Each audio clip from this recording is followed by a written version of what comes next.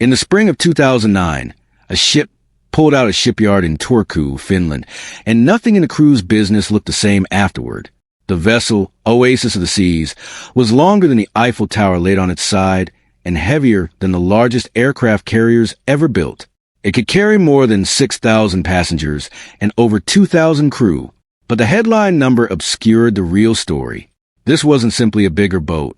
It was a declaration that the cruise industry had stopped selling transportation and started selling a destination that floated. To understand why that declaration mattered, it helps to rewind to the depths of the 2008 financial crisis, a moment when nearly every cruise executive on Earth was being asked the same uncomfortable question. Why are you building gigantic ships nobody can afford to fill? Carnival stock had been cut in half. Royal Caribbeans had collapsed from the mid-30s to single digits. Norwegian was bleeding money and offering refunds to anyone who could prove they'd lost their job before boarding. Discretionary travel was the last thing households wanted to spend on, and cruise companies, whose entire business model depends on near total occupancy to cover the fixed costs of operating a floating city, looked like prime candidates for a slow-motion collapse. Yet underneath the panic, the three dominant players, Carnival, Royal Caribbean, and Norwegian, were quietly making a bet that would define the next 2 decades of the industry, that the downturn was temporary, but the structural advantages of cruising were not. Each was sitting on new ships already under construction, ships ordered years earlier when the economy looked nothing like it did in 2009. Rather than canceling those orders and retreating, they leaned in.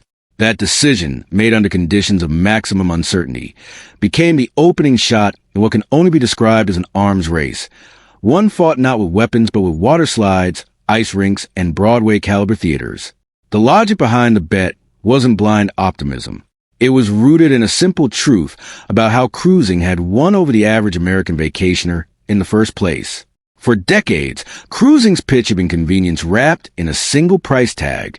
Instead of researching a destination, booking flights, reserving hotels, arranging ground transport, and figuring out where to eat every night, a traveler could hand a travel agent one credit card and receive an itinerary, lodging, meals, and entertainment in a single bundle package. For budget-conscious families and travel-averse retirees alike, that simplicity was the entire value proposition.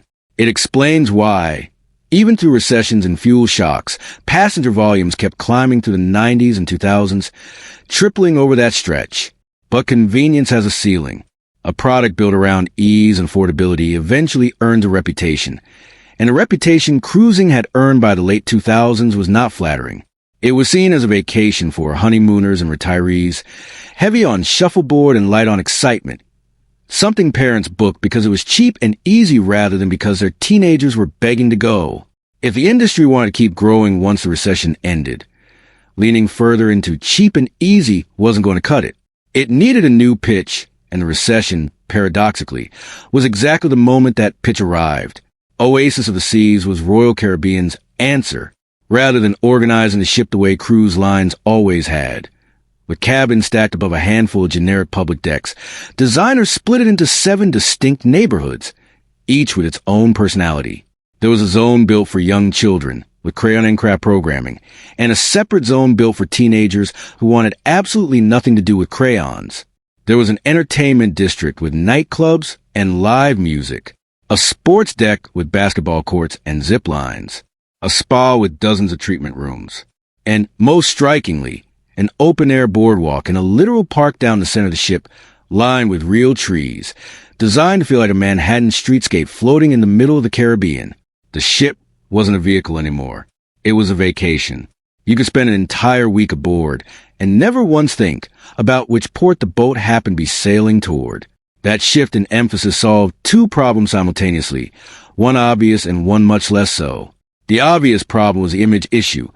A ship stuffed with zip lines and surf simulators doesn't carry the geriatric stigma of a ship with nothing but a pool and a buffet.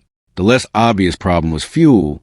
In the same years that the industry was racing to build bigger ships, the price of crude oil had more than doubled, and fuel, measured in metric tons rather than gallons, had quietly become one of the largest line items on a cruise line's balance sheet, rivaling payroll.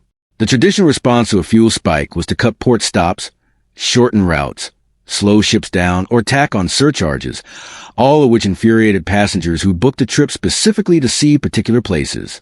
But if the ship itself was the attraction, fewer stops stopped being a liability and started being a strategy. Royal Caribbean could trim an itinerary, swap an expensive Eastern Canadian port for a cheaper domestic one, and passengers barely noticed because they hadn't booked a cruise to see Quebec City. They'd booked it to ride a zip line over the ocean.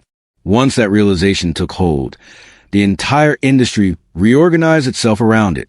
Through the 2010s, Royal Caribbean doubled down on its Oasis-class ships and introduced entirely new ship classes built around the same neighborhood concept, while leaning into a brand identity built on superlatives.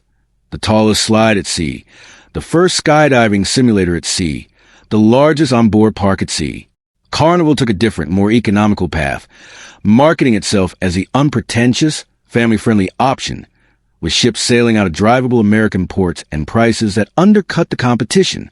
Norwegian carved out a niche of its own with what called freestyle cruising, ditching assigned dinner times and rigid schedules in favor of a looser, more flexible onboard culture aimed at younger professionals and couples who did want a cruise to feel like summer camp with a dress code.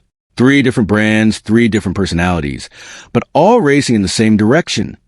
Bigger ships, more onboard amenities, and a widening gap between what a cruise ship in 2019 offered and what one had offered in 1999. The numbers validated the bet. Global cruise passengers climbed from roughly 18 million in 2009 to nearly 30 million a decade later. And as that growth compounded, something interesting happened to where the ships actually went.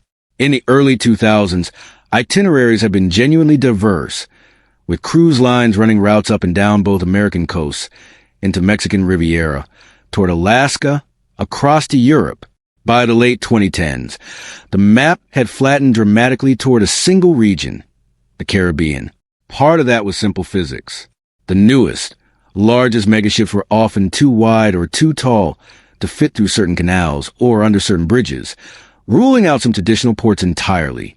Part of it was seasonality, since Alaska and Europe are only sailable a few months a year, while the Caribbean runs year-round. But the deeper reason was economic. Shorter, more concentrated Caribbean routes burned less fuel, and burning less fuel had become existentially important to a business now financing some of the largest, most expensive vessels ever constructed. On top of that, cruise lines have begun buying or leasing private islands throughout the Caribbean, effectively privatizing entire port stops, so that nearly all of the passengers on board and onshore spending stayed inside the company's own ecosystem rather than leaking out to local businesses. It also handed the industry a public relations win. Shorter, more efficient routings let the major players tout fuel efficiency gains in an era increasingly skeptical of the cruise industry's environmental footprint. By the time the 2020 pandemic arrived, threatening to do to cruising what the 2008 recession had only flirted with, the industry had already absorbed the lesson of the last crisis almost too well. Royal Caribbean's own leadership later admitted in hindsight that their biggest mistake coming out of the 2008 downturn wasn't overbuilding. It was the opposite. They'd hedged by slowing down future ship orders for the following decade, fearing a longer slump that never came.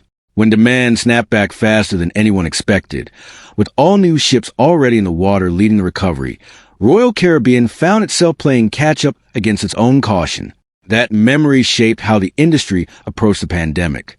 Travel would obviously slow, leadership reasoned, but not forever, and whoever had new ships ready when travelers came back would win the recovery. Sure enough, cruising rebounded with startling speed once restrictions lifted, and the order books for new megaships paused only briefly, filled back up almost immediately.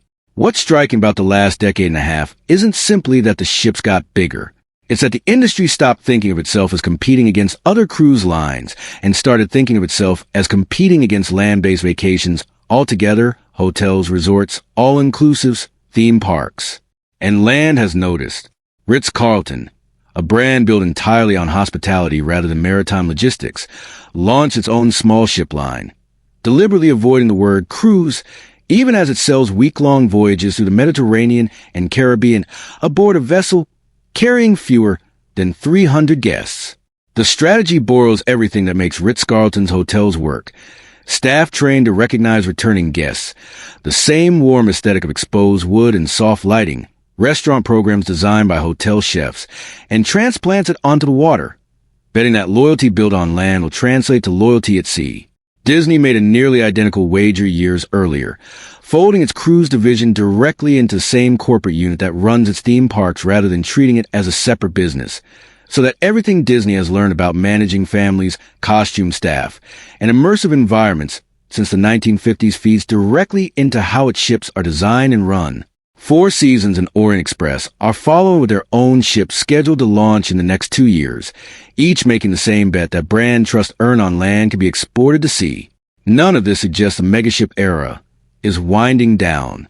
More than 50 new ships are scheduled to enter service across the back half of this decade, some designed to carry 5,000 or 6,000 guests, continuing a trajectory that began with a single ship sliding out of a Finnish shipyard during the worst economic downturn in 80 years. What makes the cruise industry, particular arms race, so durable, compared to similar spending wars in other travel sectors, is the flexibility baked into the product itself. A hotel chain can renovate a property, but it can't fundamentally redesign a building from the keel up every few years. A cruise line can. If fuel costs spike, a ship can slow down or shift its routing entirely. If a destination becomes politically unstable or prohibitively expensive, an itinerary can be rewritten before the next sailing season. If younger travelers want shorter trips that fit around limited vacation days, the entire industry can pivot toward 3- and 4-night routes almost overnight. Cruising's foundational advantage was always that a boat moves. 2 decades of escalating competition have only sharpened the industry's ability to exploit that mobility, transforming a fleet of ships once seen as slow-moving symbols of a stodgy, recession-vulnerable business into one of the most adaptable corners of the entire travel economy. The race for bigger, stranger, more elaborate ships isn't a sign of an industry running out of ideas. It's the clearest evidence of one that figured out exactly how to keep growing and has no intention of stopping.